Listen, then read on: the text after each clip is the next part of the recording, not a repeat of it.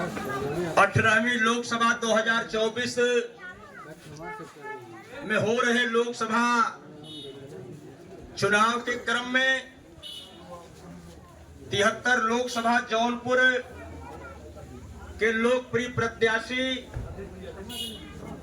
वर्तमान सांसद माननीय श्याम सिंह यादव जी आपके बीच में आए हैं। मैं चाहूंगा जोरदार ताली बजा करके स्वागत करने का काम करें।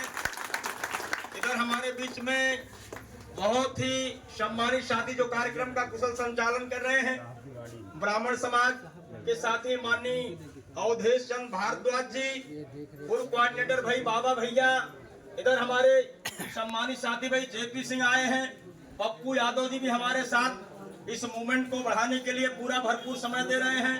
हमारे पूर्व सदस्य जिला पंचायत भाई जयराथ यादव जी हैं, और इधर हमारे विधानसभा, इधर हमारे मंडल के कोऑर्डिनेटर भाई अजय जी हैं, विधानसभा के अध्यक्ष भाई आनंद राव जी हैं, हमारे माननीय सांसद जी की इकलौती बेटी सौम्या एडवोकेट वो भी हमारे बीच में उपस्थित है। और साथ ही साथ इस नुक्कड़ बैठक में बगुड़ा बाजार के कोने कोने से आए हुए समस्त पिता तुल बुजुर्गों, नौजवान साथियों, माताओं या बहनों, ये चुनाव कोई पहली बार नहीं हो रहा है, बल्कि आजादी के इन 76 सालों में जब से देश आजाद हुआ है 1951-52 से लेकर के लगातार आप लोग वोट दे करके इस देश का राजा बनाने का काम कर रहे हैं मित्रों। लेकिन मित्रों, इस चुनाव में हम सब लोगों को समझना पड़ेगा, हम सब लोगों को चिंतन करना पड़ेगा, विचार करना पड़ेगा, मनन करना पड़ेगा कि आज तक आप लोगों ने, भाई जरा बैठ जाओ, ये पानी नहीं बच, जरा बंद कर दो, अभी बंद कर बाबू, अभी बंद कर दो। अब तक आप लोगों ने जिन लोगों को अपना बेशकीमती वोट दे करके राजा बनाने का काम किया, क्या वो सभी लोग जो राजा बनकर के दिल्ली की गद्दी पर बैठने का काम किए, वो कभी आपके दुख दर्द में आपकी सुधि लेने के लिए आए? नहीं आए। जबकि जब से ये चुनाव हो रहा है, हर चुनाव में भारतीय जनता पार्टी, कांग्रेस और तमाम पार्टी के लोगों ने अपना घोषणा पत्र जारी किया कि भाई अगर आप लोग अपना बेशकीमती वोट हमको दोगे, हमारी सरकार बनेगी तो हम आप लोगों के लिए काम करेंगे। जो आप लोग गरीबी रेखा से नीचे जीवन यापन करने का काम कर रहे हैं, हम आपके लिए बेहतर योजनाएं लाने का काम करेंगे और आपका जीवन स्तर ऊपर उठेगा। आप लोग मान सम्मान स्वाभिमान की जिंदगी व्यतीत करेंगे। चुनाव में लोगों ने घोषणा पत्र तो जारी करने का काम किया मित्रों, लेकिन हमारे इस देश के गरीबों का बेशकीमती वोट लूट करके जब राजा बन गए तो पूरे 5 साल कभी दिखाई नहीं दिए, बल्कि आपके वोट से राजा बन करके, जिस वोट की बदौलत वो राजा बने, जिस संविधान की बदौलत वो राजा बने, अपने शासन सत्ता के माध्यम से उस संविधान को ही खत्म करने की बात कर रहे हैं। आज भारतीय जनता पार्टी के लोग नारा देते हैं, उनके तमाम सांसद विधायक बोलते हैं कि अगर हम 400 सीट जीत गए तो भारत का जो संविधान है, हम उस संविधान को खत्म करने का काम करेंगे। मित्रों, जो संविधान को खत्म करने की बात जो पार्टी करती है, वो सबसे बड़ी विरोधी, सबसे बड़ा दुश्मन इस देश के गरीबों का है। क्योंकि इसी संविधान की बदौलत आपको इज्जत सम्मान मिलता है, इसी संविधान की बदौलत आपके बच्चों को पढ़ने लिखने का मौका मिलता है, इसी संविधान की बदौलत आपके बच्चों को नौकरी में आरक्षण मिलता है, इसी संविधान की बदौलत आपको भी बोलने की आजादी है मित्रों। इसलिए परम पूज्य बाबा साहब डॉक्टर अम्बेडकर ने संविधान बनाते समय आप सब लोगों को एक एक वोट का मालिक बनाने का काम किया कि आप अपने वोट का प्रयोग करके अपना राजा बनाने का काम करेंगे मित्रों। लंबे अरसे से कांग्रेस की सरकार रही है मित्रों। कांग्रेस की गलत नीतियों के कारण आज देश में भारतीय जनता पार्टी की सरकार चल रही है। और भारतीय जनता पार्टी क्या कर रही है? भारतीय जनता पार्टी इस देश के गरीबों को 5 किलो राशन देकर के बेवकूफ बनाने का काम कर रही है। भाई आप बताओ, 5 किलो राशन पर हम अपना पेट पालेंगे कि हम अपने बच्चों को पढ़ाने लिखाने का काम करेंगे? बच्चों को पढ़ा लिखा पाएंगे? नहीं पढ़ा इसलिए हम सब लोग भारतीय जनता पार्टी के लोगों से सवाल करते हैं कि भाई अगर आपकी नीयत और नीयत दोनों दुरुस्त है, अगर आप इस देश के गरीबों का भला करना चाहते हो, तो तुम 5 किलो राशन क्यों दे रहे हो? इस बबूरा गांव में जितनी जीएस की जमीनें हैं, जितनी गांव समाज की जमीनें हैं, जितनी चारागाह की जमीनें हैं, उनकी नवैयत चयन करा करके इस बबूरा गांव के गरीबों को 2-2 एकड़ जमीन पट्टा करने का काम करो। हमारे गरीब खेती करने को हुनरमंद हैं, उस 2 एकड़ जमीन में 20 कुंतल अनाज पैदा करने का काम करेंगे, अपना पेट भी पालेंगे और अपने बेटा और बिटिया को पढ़ाने लिखाने का भी काम करेंगे।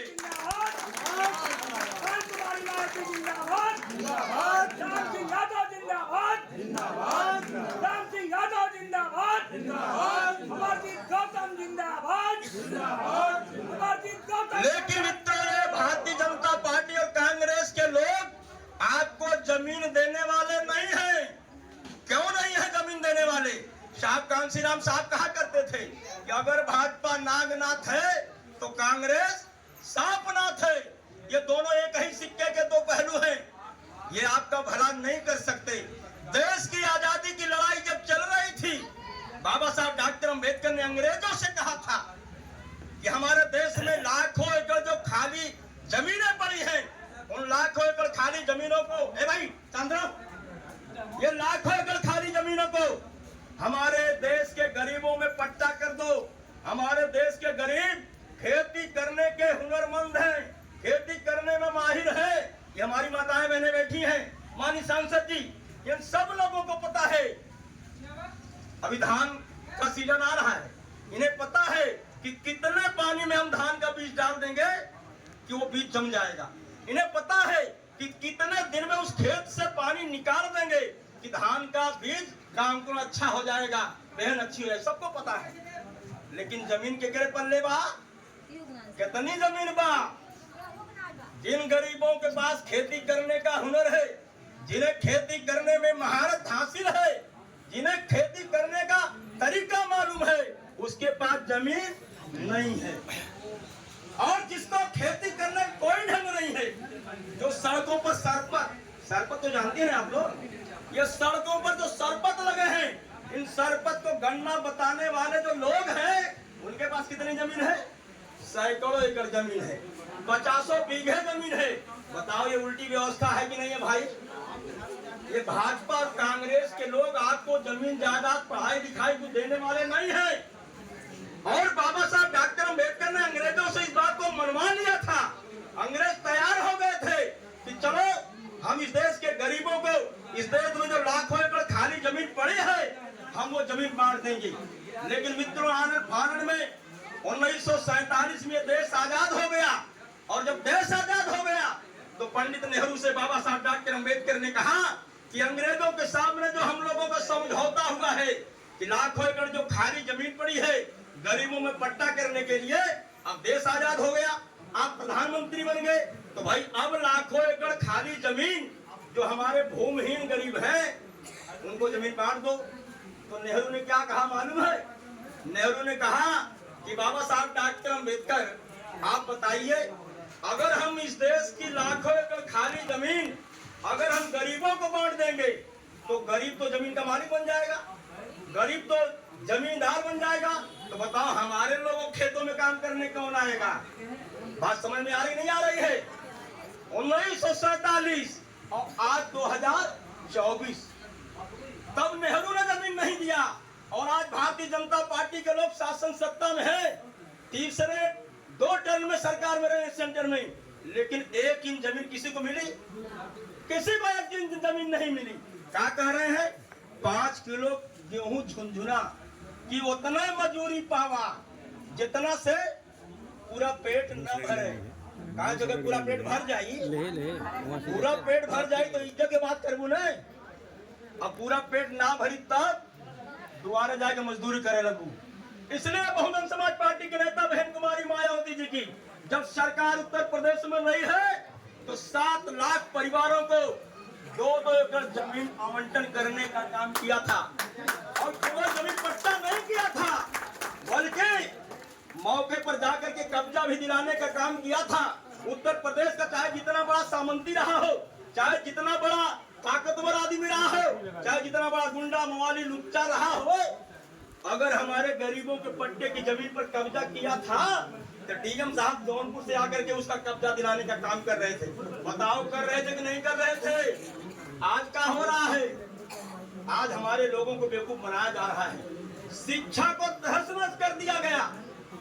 बाबा साहब डॉक्टर अम्बेडकर ने कहा था कि शिक्षा वो शेरनी का दूध है, जो पिएगा वो गुर्राएगा। सुमंदर भाई, जो पिएगा वो गुर्राएगा। और हमारे पाश्चात्य विचारक सुकरात ने कहा था कि जिसके पास शिक्षा रूपी नेत्र नहीं है वो अंधे के समान है। जब तक हमारे लोग पढ़े लिखे नहीं थे, जब तक डॉक्टर अम्बेडकर का संविधान लागू नहीं था, तब तक इस देश के भाजपा कांग्रेस के लोगों ने हमारे लोगों के ऊपर हुकूमत करने का काम किया, हमें गुलाम बना करके रखने का काम किया। हम इंसान के रूप में पैदा तो जरूर थे, लेकिन जानवरों से भी बदतर जिंदगी जीने के लिए हमारे पूर्वजों को लोगों ने मजबूर करने का काम किया मित्रों। लेकिन धन्य है बाबा साहब डॉक्टर अम्बेडकर, जिन्होंने पढ़ने लिखने का अधिकार इस देश के हर समाज के लोगों को किया। कुछ लोग तो बोल देते हैं कि बाबा साहब डॉक्टर अम्बेडकर तो केवल दलितों के नेता थे, बोल देते नहीं बोल देते हैं। लेकिन मित्रों मैं बताना चाहता हूं कि बाबा साहब डॉक्टर अम्बेडकर के दिए गए अधिकार की बदौलत ही अगर देश की पहली प्रधानमंत्री इंदिरा गांधी बनी तो बाबा साहब डॉक्टर अम्बेडकर की देन थी। नहीं तो महिलाओं को भी किसी भी मामले में कोई अधिकार नहीं था, चाहे वो अपर कास्ट की महिला हो और चाहे वो शेड्यूल कास्ट की महिला हो, कोई अधिकार नहीं था मित्रों। इसलिए क्योंकि कार्यक्रम भी आगे लगा है, हम लोगों को लंबा दौरा करना है, आप सब लोगों को पूरी शिद्दत से इस चुनाव को देखना है। और मित्रों इस देश में गरीबों का भला अगर कोई पार्टी कर सकती है तो बहुजन समाज पार्टी की नेता बहन कुमारी मायावती जी कर सकती है, और कोई नेता नहीं कर सकता है मित्रों। क्योंकि कहते हैं कि जाके पैर फटी न बेवाई, सो का जाने पीर पर आई। बहन कुमारी मायावती जी किसी समाज से निकली हुई है, आप सब लोगों के दुख दर्द को जानती हैं। और बहन कुमारी मायावती जी ने इसीलिए माननीय श्याम सिंह यादव जी को आप लोगों के बीच में भेजने का काम किया है। माननीय श्याम सिंह यादव जी को आप लोगों ने एक बार सांसद बनाने का काम किया। लगभग 2-2.5 साल तो कोरोना में चला गया, सब लोग कोरोना से पीड़ित लोग थे, कोरोना में चला गया 2.5 लाख, 2.5 साल। और जो 2.5 साल की निधि थी वो सब मोदी जी ले लिए, सब मोदी जी ले लिए, सारे सांसदों की निधि मोदी जी ले लिए। बचा केवल 2 साल। 2 साल में माननीय सांसद श्याम सिंह यादव 73 लोकसभा सदर जौनपुर के लोगों के लिए बहुत काम किया है। काम बताने का काम करेंगे, लेकिन हम इतना जरूर कहना चाहते हैं कि मित्रों इस देश में, इस देश के दलित शोषित पिछड़े अकलिया समाज के लोगों के साथ साथ सर्व समाज के गरीब लोगों की बेहतरी भलाई तरक्की और विकास के लिए अगर कोई काम कर सकता है तो बहुजन समाज पार्टी की नेता बहन कुमारी मायावती जी कर सकती है मित्रों। इसलिए माननीय श्याम सिंह यादव जी को आप भेजने का काम किया है। पूरे देश में चुनाव चल रहा है लोकसभा का, और उत्तर प्रदेश में बहुजन समाज पार्टी इतनी मजबूती से लड़ रही है। भारतीय जनता पार्टी की हालत खराब है, भारतीय जनता पार्टी की हवा खराब है। इस बार मोदी का रथ, भाजपा का रथ बहुजन समाज पार्टी रोकने जा रही है। बहुजन समाज पार्टी किसी भी कीमत पर भाजपा की सरकार बनने नहीं देगी मित्रों। इसलिए आप लोगों से आग्रह है, अनुरोध है, निवेदन है कि 25 मई को आपके यहाँ 25 मई को वोट पड़ेगा, 25 मई को वोट पड़ेगा। सुबह 7 बजे आप सब लोग लाइन में लग जाइएगा। सुबह 7 बजे लाइन में लग करके अपना अपना वोट देने का काम करिएगा और नारा लगाइएगा कि पहले मतदान फिर क्या हुई, पहले मतदान फिर जलपान, पहले मतदान फिर जलपान करने का काम करिएगा। इन्हीं सब शब्दों के साथ आप सब लोगों का बहुत बहुत स्वागत करते हुए, अभिनंदन करते हुए इस शेर के साथ कि अरे हम तैराक हैं, अरे हम तैराक हैं, हमको किनारा नहीं चाहिए, अरे हम तैराक हैं, हमको किनारा नहीं चाहिए, और जिस मार के मारे हुए हैं वो मार दोबारा नहीं चाहिए, नहीं चाहिए। इन सब शब्दों के साथ आप सब लोगों का बहुत बहुत स्वागत करते हुए, अपनी माताओं बहनों का हृदय की गहराई से, पिता तो बुजुर्गों का, नौजवान साथियों का बहुत बहुत स्वागत करते हुए, अभिनंदन करते हुए, आभार व्यक्त करते हुए धन्यवाद करते हुए अपनी वाणी को विराम दूंगा। जय भीम, जय भारत, नवोदय। धन्यवाद कोऑर्डिनेटर साहब, आपने